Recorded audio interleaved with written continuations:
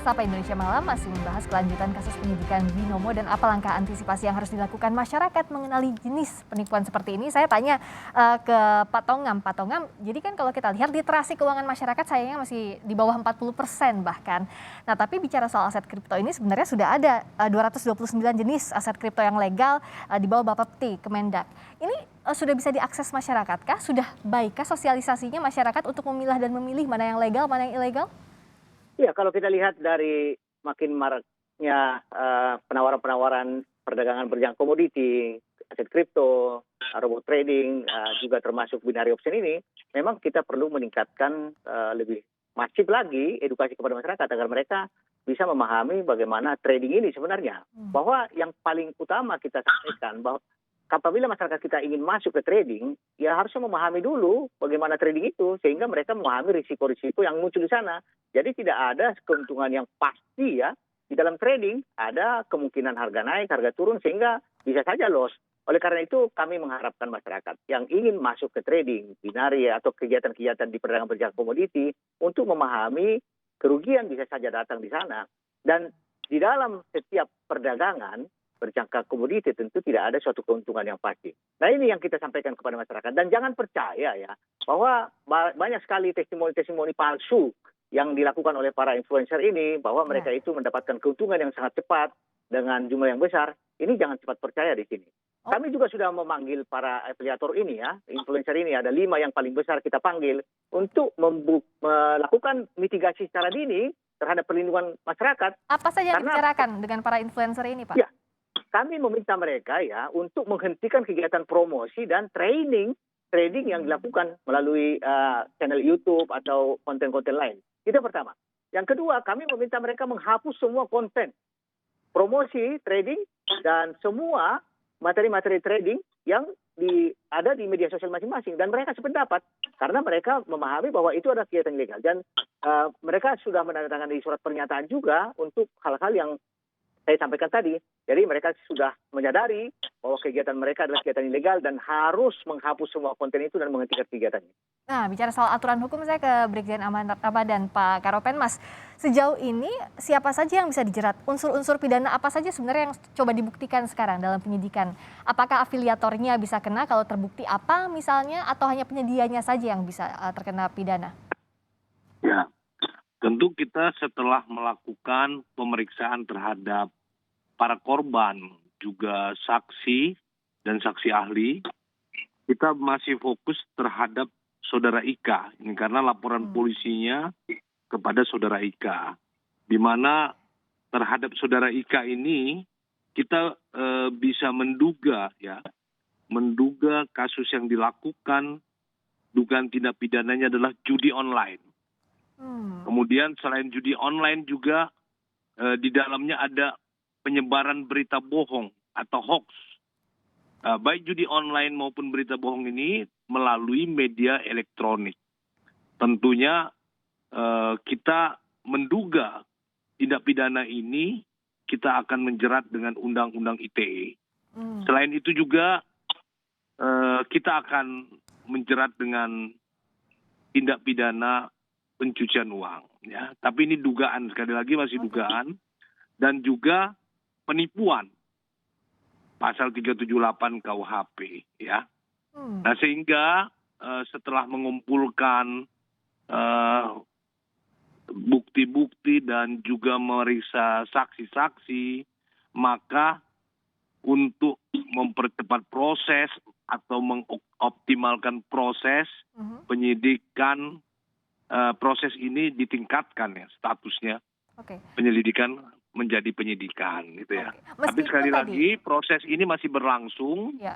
Kita masih memanggil saudara Ika pada tanggal 25 ini sesuai dengan keterangan atau yang disampaikan oleh kuasa hukumnya, yang bersangkutan hadir tanggal 25 nanti. Agar masyarakat juga bisa memahami dengan baik, Pak Ramadan, apakah kalau kontennya sudah dihapus, sudah minta maaf di publik, unsur pidana itu masih tetap bisa dicari? Ya, minta maaf, tapi proses hukum tetap jalan. Oke, jadi proses hukum tetap berjalan. Untuk sanksi pidananya dari pasal yang disangkakan itu berapa range maksimalnya, Pak? Ya, kalau kesemuanya di atas 5 tahun bisa mencapai 10 tahun, Mbak.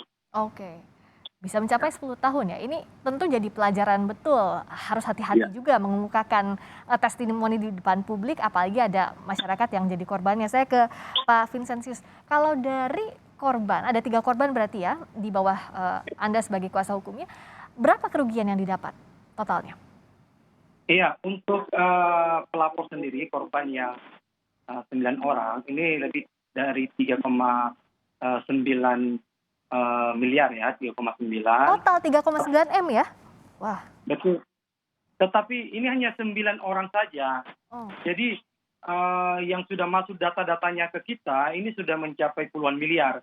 Cuman ini juga kami mohon kepada Bapak Kapolri melalui Pak Karo juga, Pak Brigjen Ahmad. Ini korban ini di seluruh Indonesia ini banyak sekali, Pak. Bukan hanya binomo, tetapi ada binary option yang lain. Nah, kami mohon juga nanti difasilitasi bagaimana dengan korban-korban di seluruh Indonesia, karena tidak hanya satu afiliator, banyak sekali afiliator. Bahkan Pak Brigjen, kami juga menyampaikan hari ini kami punya bukti bahwa masih ada afiliator yang masih beraktivitas. Grupnya Telegram masih beraktivitas, binomonya masih beraktivitas, dan juga ada member-member atau trader yang masih beraktivitas. Jadi kita berharap ini memang segera diungkap semua, segera dihentikan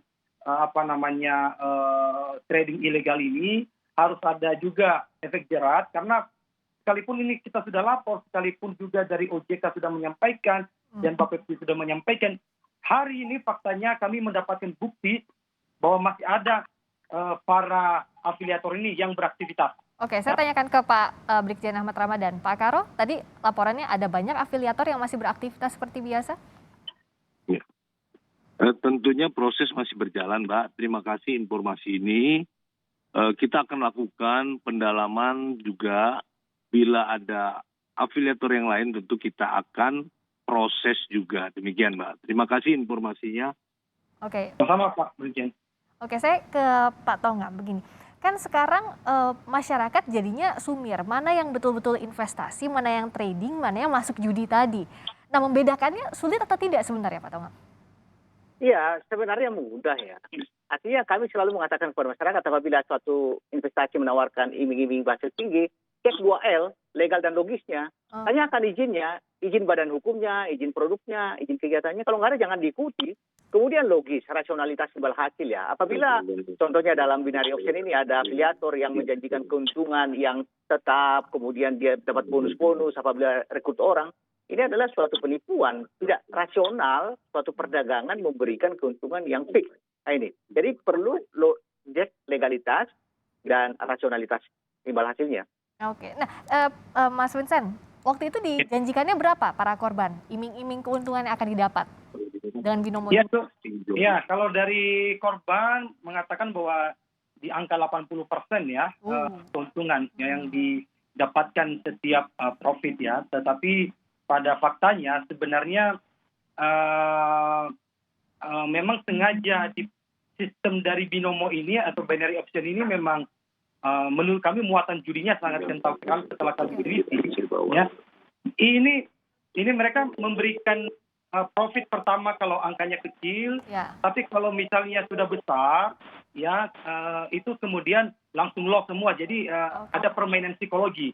Jadi nanti para trader ini terpaksa terbawa emosi begitu ada loss, mencoba lagi, hingga sampai tidak punya apa-apa. Nah, sistemnya seperti judi tadi ya Pak Tongam, singkat saja terakhir. Jadi jangan sampai tergiur iming-iming tadi. Kalau sudah tadi 80% itu sudah pasti tidak logis begitu ya?